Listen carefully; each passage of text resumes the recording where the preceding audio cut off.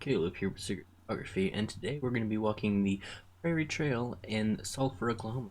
Hope you guys enjoy it. Okay, since we actually came to this national park for our second video ever, I thought it would be the perfect one to start back after the break for the new hikes. But this time we're actually going to be talking about the Chickasaw Nation Indians who actually got moved to this land. So we're going to start right after the American Revolutionary War. The new state of Georgia was trying to strengthen its claim to the western lands, which it said went to the Mississippi River under its colonial charter. It also wanted to satisfy a great demand by planters for land development. The state government, including the governor, made deals to favor political insiders. Various development companies formed to speculate land scales. After the scandal of the late 1780s, another developed in the 1790s, in which was referred to as the Use of Land scandal of January 1795. The state of Georgia sold 22 million acres of its western lands to four companies, although the territory was occupied by the Chickasaw and other tribes. And there were other European nations with some sovereignty in the area. The Chickasaw removal is one of the most traumatic episodes in the history of the nation. As a result of the Indian Removal Act of 1830, the Chickasaw Nation was forced to move to Indian Territory, which is now present-day Oklahoma, suffering a significant decline in population. However, due to the negotiating skills of the Chickasaw leaders, they were led to favorable sales in their land of Mississippi.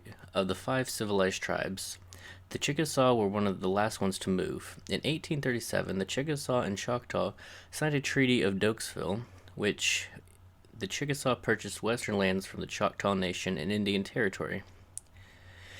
Their area in western area of the nation, called Chickasaw District, it considered to be now what is Pandola, Wichita, Caddo, and Perry counties. The division of the Choctaw Nation was ratified by the Choctaw-Chickasaw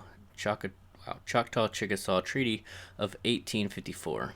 The Chickasaw Constitution established the nation separate from the Choctaw and was signed August 30th, 1856.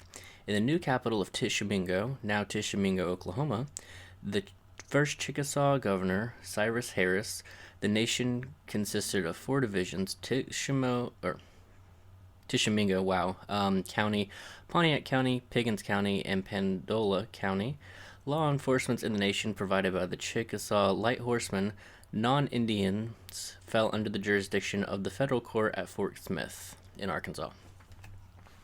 Now, following the Civil War, the United States forced the Chickasaw Nation into a new peace treaty due to their support of the Confederacy. Under the new treaty, the Chickasaw and Choctaw ceded the least district to the United States. In 1907, when Oklahoma entered the Union as the 46th state, the role of tribal governments in Indian Territory ceased. As a result, the Chickasaw people were granted United States citizenship. For decades, the United States appointed representatives from the Chickasaw Nation until 1971. Douglas H. Johnson was the first man to serve in this capacity. Governor Johnson served the Chickasaw Nation from 1906 until his death in 1939, at the age of 83. Though it may seem that the federal government finally achieved their goal of completely assimilating the Choctaw Nation into mainstream American life, the Chickasaw people continue to practice traditional activities and gather together socially, believing that the community involvement would sustain the culture and language, core beliefs, and values.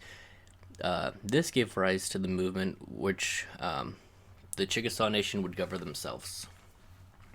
So, I find it very interesting, history in general, to think about, when the Native Americans were moved into this area, and, we could be walking in the very place that Native Americans would have hunted. I don't know.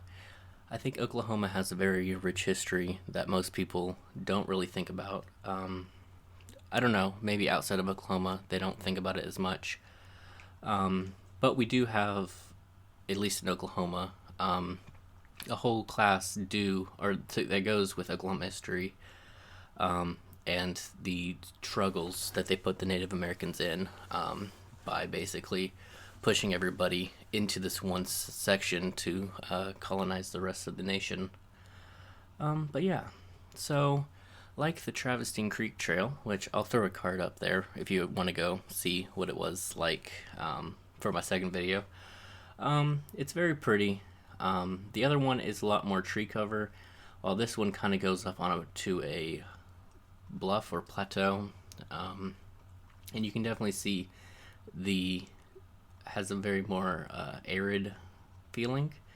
There's cactuses and such, but that's another thing I really like about Oklahoma is it's very diverse in the topography, where they're in the southeastern corner. Sorry, there's actually alligators, which a lot of people have actually just finding this out, like people that I went to high school with and stuff, because I'm currently filming during a huge snowstorm. For those who, know me, you'll understand when that was.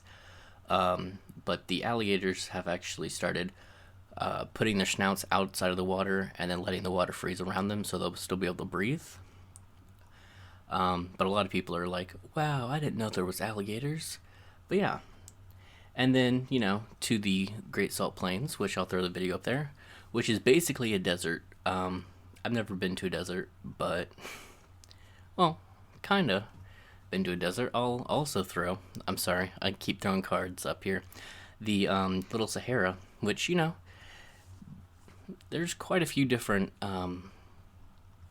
areas of Oklahoma, from swamplands to deserts to mountains. We don't really have any snow parts, except for in the winter. Like right now, I think we got like 8 inches of snow, which is crazy to think about. But yeah,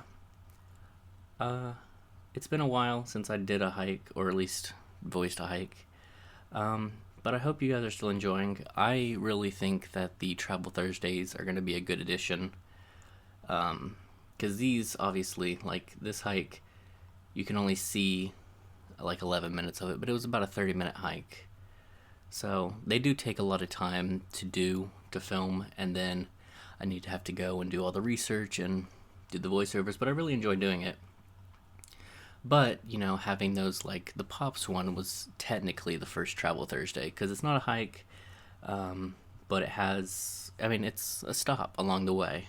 So, yeah, I'm hoping to integrate more of those in, but I don't want to get rid of the hikes because I really enjoy going on them. I am hoping to go into the southern or southeastern part of Oklahoma, to the swamplands, so we can, get another feel of another part of Oklahoma. But with the weather being bad, I'm going to shoot for spring, so hopefully I can avoid the super muggy season. But, if I get there, I get there. So yeah, I hope you guys enjoyed. I'm going to put on some music so we can, go through the rest of the trail.